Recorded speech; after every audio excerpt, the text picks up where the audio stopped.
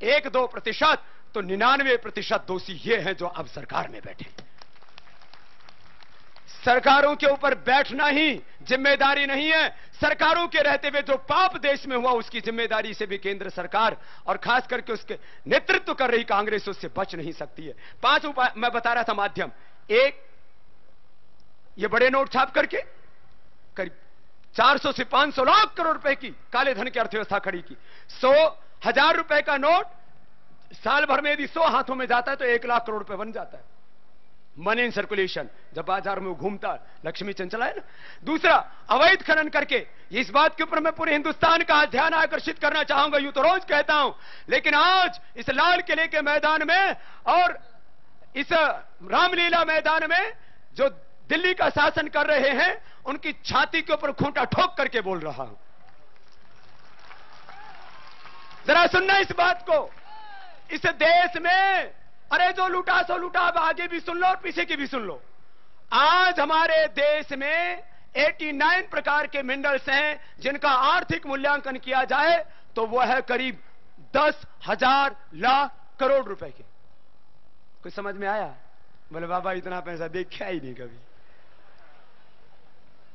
जरा सुनना, लोहा है 15.15 बिलियन टन शुद्ध लोहा, नोट आयरन ओर। इसकी कीमत है 550 लाख करोड़।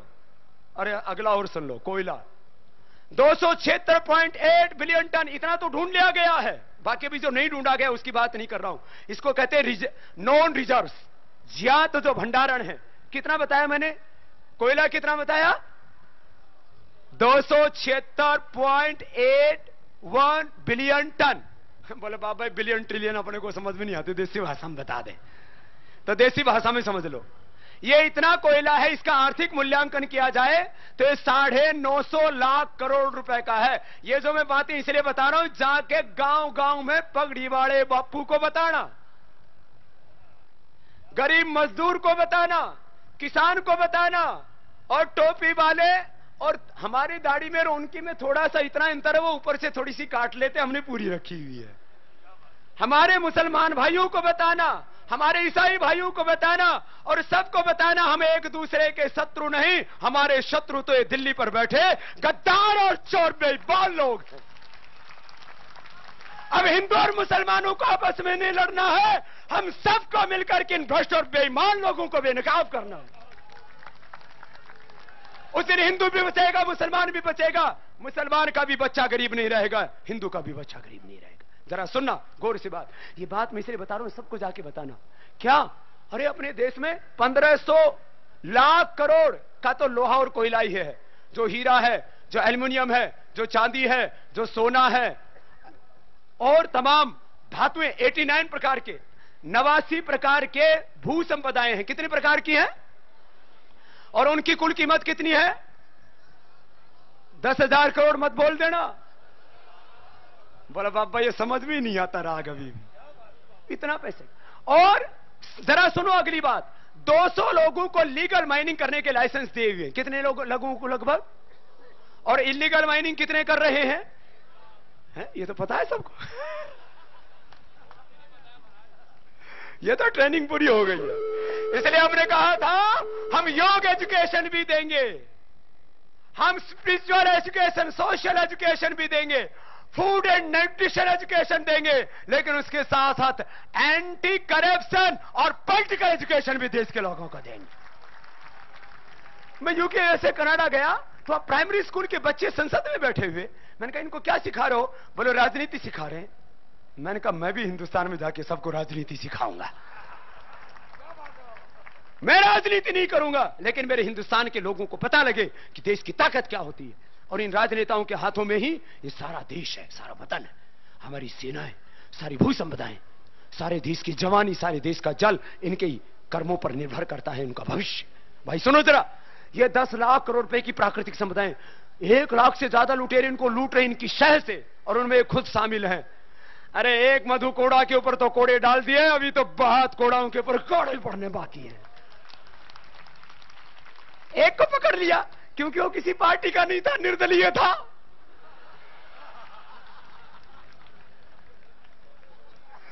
एक मधु कोड़ा को पकड़ के तो मारे कोड़े, बोले तू किसी पार्टी का नहीं है। अरे पार्टियों में बैठे हुए मधु खा रहे, तुम्हें भी कोड़े पड़ने बाकी है अभी। सुनो, दूसरी लूट, 1 लाख से ज्यादा लुटेरे देश को लूट रहे हैं और कह रहे अरे जी ये तो कुछ नहीं, ये तो छोटी मोटी बात है। तीसरा, 200 लाख करोड़ रुपए के बजट बने, सारा झोला साथ में लेके चलता हूं। 200 लाख करोड़ रुपए कहीं हिंदुस्तान में लगे दिखते हैं क्या? 200 लाख करोड़। तीसरा, 200 लाख करोड़ रुपए के बजट बने, सारा झोला साथ में लेके चलता हूं। 200 लाख करोड़ रुपए कहीं हिंदुस्तान में लगे दिखते हैं क्या? 200 लाख करोड़ कितना पैसा होता है, अपना तो दिमाग चक्कर खा जाता है। हमें तो देश के लोगों ने खून पसीने की मेहनत की कमाई के 5 करोड़ से ज्यादा लोगों ने 1000 करोड़ रुपए से ज्यादा दिए और हमने जो किया वो 64 वर्षों में किसी सरकार ने नहीं किया है। ये मैं नहीं कह रहा, इस देश के हिंदुस्तान के करोड़ों लोग कह रहे हैं। अरे हमने 1000 करोड़ रुपए से देश की किस्मत बदल दी। अरे बेईमानो, तुम तो 400 लाख करोड़ रुपए खा करके बैठे हो और तुमको हर चोर नजर आता है। अपनी दृष्टि का इलाज कर लो, थोड़ा तुम भी अनुलोम विलोम कर लो। विकास योजनाओं का 200 लाख करोड़ रुपए में से मुश्किल से 10 से 20% लगाया होगा। अभी राम जेठमलानी साहब कह रहे थे, मैं व्यक्तिगत नाम उनकी बुराई करने के लिए नहीं लूंगा, लेकिन उनकी बड़ाई, उनकी तारीफ में कुछ कहूंगा। स्वर्गीय राजीव गांधी ने कहा कि जो विकास के लिए पैसा भेजा जाता है वो 10 से 15% लोगों के पास पहुंचता है। इसका मतलब 80% खा लिया जाता है। ये खा गए, वो तो खुद ही मान रहे। अच्छा, राजीव गांधी भ्रष्टाचार के बारे में बोले, महामहिम राष्ट्रपति बोले और अपने आप बोले तो इनको दर्द नहीं होता। जब बाबा भ्रष्टाचार के बारे में बोलता है तब इनको दर्द होता है, बेईमानों का। तब इनको आग लगती है, तब इनको बाबा मौत दिखाई देता है और बाबा की हत्या के षड्यंत्र ये रचते हैं। लेकिन मैंने कहा अरे इस बार तुम मुझे नहीं मार सकते, इस बार तो बाबा तुम्हारी मौत बनकर के आया है।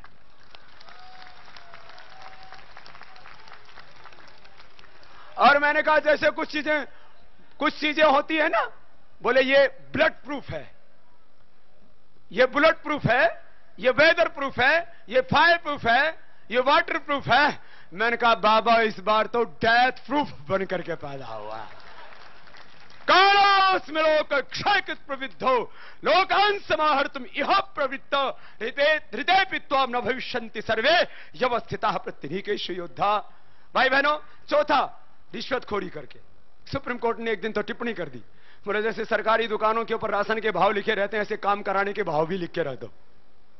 कितनी बड़ी शर्मनाक टिप्पणी किसी लोकतंत्र के लिए कि राशन की दुकानों पर जैसे भाव लिखे रहते हैं, मिट्टी के तेल का ये भाव है, चीनी का, दाल का ये भाव है, क्योंकि सस्ते में मिलते हैं ना।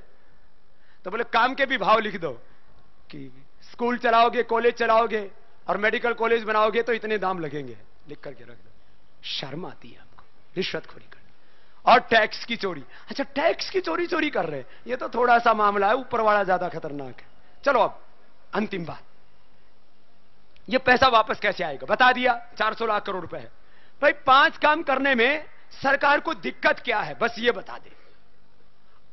मैंने एक दिन कहा, अभी 1-2 दिन पहले एक मुकाबला प्रोग्राम चल रहा था, मुझसे बहुत से लोग सलाह दे रहे थे, बाबा जी आपको राजनीति नहीं करनी चाहिए। मैंने कहा राजनीति नहीं है, राष्ट्रनीति है। और एक सन्यासी अपने सन्यास धर्म के साथ यदि राष्ट्र धर्म नहीं निभाता है तो वह अपने पूर्वजों की संस्कृति का पालन नहीं कर रहा है। भगवान राम और कृष्ण के जीवन को देखें, गुरु वशिष्ठ, विश्वामित्र, संदीप के जीवन को देखें, हम महायोगी श्री अरविंद के जीवन को, स्वामी विवेकानंद, महर्षि दयानंद को देखें, अपने अरे महात्मा गांधी को देखो। अरे जब जब इस देश पर संकट आया है, संत फकीरों ने ही इस देश को बचाया है। ये इस देश का इतिहास है। भाई बहनों जरा सुनना, हमें एक आपसे बात कह रहे हैं, बहुत संकट है इस देश में। अब तुरंत हमें निकलना है, बस 2 मिनट 3 मिनट में बात पूरी करेंगे। बहुत संकट है भूमि अधिग्रहण का। अब इधर से किसानों को लूट रहे भूमि अधिग्रहण के नाम पर। एक सड़क बन रही है, उसके 2-2 किलोमीटर दूर तक भूमि अधिग्रहण हो रहा है। भूमि के अंदर फर्टिलाइजर केमिकल्स डाल के धरती माता को नष्ट कर रहे हैं। 2 किलोमीटर एक सड़क के दोनों तरफ जमीन खरीदने की क्या जरूरत है? किसानों से खरीदी जाती है, क्या रेट से खरीद रहे हैं भाई? 20-22 लाख, और बेच रहे कितने में? 5 करोड़ में। 20 लाख में खरीद के 5 करोड़ में बेचने वाले सरकार चला रहे हैं, प्रॉपर्टी डीलर है ये।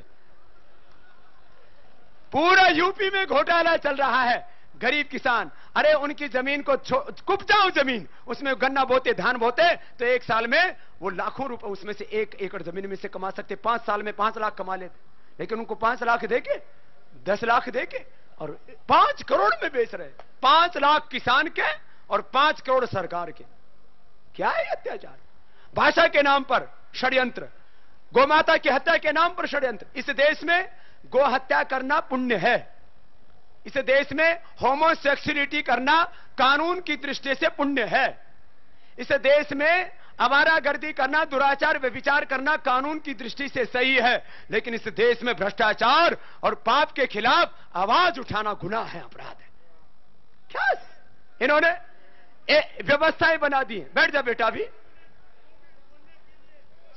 तो अभी तुम्हारी भी आहुति ले लेंगे, थोड़े दिन इंतजार करो। अभी भाई बहनों, मैं एक बात ये कह रहा था, सरकार को 5 काम करने में दिक्कत क्या है? हम कहते हैं 5 काम करो, हम अपना आरोग्य का काम और आध्यात्मिक भारत निर्माण का काम कर लेंगे। तुम 5 काम कर दो। 1 काम, कठोर कानून बनाओ। अभी माननीय प्रधानमंत्री जी रोज बोलते हैं कोई भी भ्रष्टाचारी बख्शा नहीं जाएगा, दंड दिया जाएगा। डंडा है ही नहीं, दंडा है ही नहीं, बोला दंड दिया जाएगा। भ्रष्टाचार के खिलाफ दंड का यह विधान होना चाहिए, जो धन लूटा है उनसे वसूली होनी चाहिए और उनको सूली पर चढ़ाना चाहिए, जिससे आगे तक लोगों को आंखें हो जाए। जो ऐसा करेगा वो ऐसे ही मरेगा।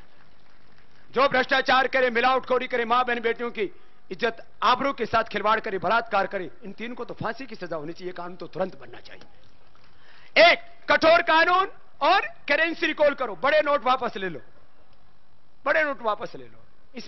इसमें तो कोई विदेशों के साथ संधि करने की जरूरत नहीं है। दूसरा काम, 2006 से pending United Nations convention against corruption pass करो। उसे 140 देशों से धन आ जाएगा। क्यों नहीं करते? इसका मतलब क्या खुद ही जमा करा रखा है? मॉरिशस रूट को तुरंत बंद करो और जो मॉरिशस रूट से पैसे लेके आए उन सबके पैसे जब्त करो। अरे एक और बड़ी बात, फॉरेन अकाउंट पॉलिसी डिक्लेयर करो, ये तो है ही। चौथा, 5वीं जो एक खास बात आपसे कहना चाहता हूं, जिस दिन मैंने ये बात कही ना, इनका मिर्च लग गई सबके। ये मेरे पास में इनके बेईमानों का एक बहुत बड़ा पाप है। पहले चोरी करके स्विट्जरलैंड इनको पैसे भेजने पड़ते थे। अब उन स्विट्जरलैंड वाले चोर बैंकों को जो काला धन जमा करते हैं उनको यहीं बुला लिया है। ये कितना बड़ा अपराध! सबसे बड़ा चोर बैंक क्या है स्विट्जरलैंड का? अरे जोर से तो बोलो। यूबीएस को सबसे पहले बुलाया इन्होंने। ये रिजर्व बैंक की वेबसाइट के ऊपर दिया हुआ है। 4 बैंक स्विट्जरलैंड के यहीं बुला लिए। बोले पहले हम हजारों करोड़ रुपए लूटते थे, अब लाखों करोड़ रुपए लूट रहे हैं, ले जाने में दिक्कत होती है, प्लीज यहीं आकर के ले जाए। 4 स्विट्जरलैंड के बैंक। अच्छा, स्विट्जरलैंड के तो बुलाए सो बुलाए, जब मैंने ये बोला ना कि 8 बैंक इटली के भी हैं, तब तो आग क्या मानो प्रलय हो मुझे।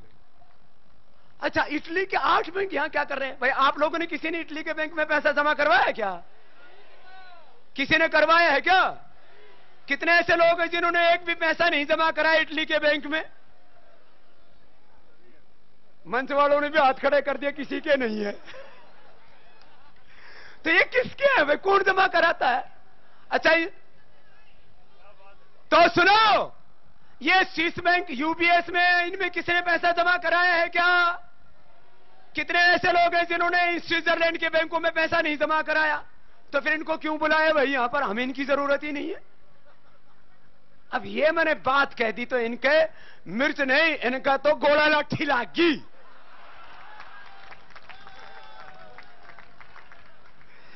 बड़ा ये बाबा क्या बोल रहा है? और एक चैनल ने तो चलाया, चैनल वाले 99% मेरे साथ में हैं, लेकिन एक चैनल बोला बाबा बदजुबान हो गया। अरे मैंने कहा सच कहना यदि गुनाह और अपराध है तो मेरे बारे में खूब चलाओ, लेकिन यदि सच को तुम दबाओगे तो तुम भी नहीं बख्शे जाओगे। सच कहने को बदजुबान कहते हैं। आज अब मैं इसमें क्या करूं? वेदर खराब हो गया। तेजपुर तक तो मैं नाम नहीं लेना चाह रहा था, लेकिन बीच में उठ गया, रोकना पड़ेगा। तेजपुर तक तो चीन को दे के आ गए थे हमारे देश के एक प्रधानमंत्री। वहां पर एक एयरपोर्ट एयरफोर्स का बना है, उन्होंने अनुमति नहीं दी क्योंकि वेदर खराब था विमान को उड़ने की। बाबा लेट नहीं आया है, बाबा तो 8 बजे चल पड़ा था, 12 बजे यहां पहुंचना था, लेकिन वेदर खराब था और वहां से आया हूं जो इन्होंने चीन को दे दिया था तेजपुर, और कैलाश मानसरोवर दे दिया। भाई बहनों सुन लो, ये 400 लाख करोड़ लाना है, गोहत्या के पाप से भी देश को बचाना है, विश्व मुक्त कृषि की व्यवस्था को लाना है। भाषा के नाम पर इस देश के करोड़ों लोगों के साथ अन्याय हो रहा है। कोई भी दुनिया का स्वतंत्र देश विदेशी भाषा में नहीं पढ़ता है, वो भी अन्याय मिटाना है। स्वतंत्र भारत में जो अंग्रेजी तंत्र चल रहा है उसको भी मिटाना है। शराब की जो नदियां बह रही है इनको भी खत्म करके दूध की नदियां, घी की नदियां पर बहानी है। ये सब कुछ करना है। और सुनो, अरे ये अफगानिस्तान से लेकर के बर्मा तक और कैलाश मानसरोवर जो भारत का मुकुट है उसको भी भारत में वापस मिलाना है। ये सब काम करना है। अभी तो शुरुआत हुई है, आगे बहुत कुछ करना है। बस आज इसी संकल्प के साथ बहुत कुछ कहना चाहता था, लेकिन बस मैं अंत में यही कहता हुआ, सबको धन्यवाद देता हुआ जिन्होंने यहां इतनी श्रद्धा से, निष्ठा से, इतने अनुशासन से, एक बार सभी खड़े होकर के मेरे साथ बोलेंगे, आज महर्षि दयानंद का जन्म दिवस है, चंद्रशेखर आजाद का बलिदान दिन। मेरे साथ में बोलेंगे, बोले महर्षि दयानंद की, भारत माता की, चंद्रशेखर आजाद अमर रहे के नारे ऐसे गगन भेदी गूंजे कि देश की सत्ताओं के शिखर पर बैठे लोग होश में आ जाएं या बेहोश हो जाएं। चंद्रशेखर आजाद, चंद्रशेखर आजाद, भारत माता की, वंदे वंदे।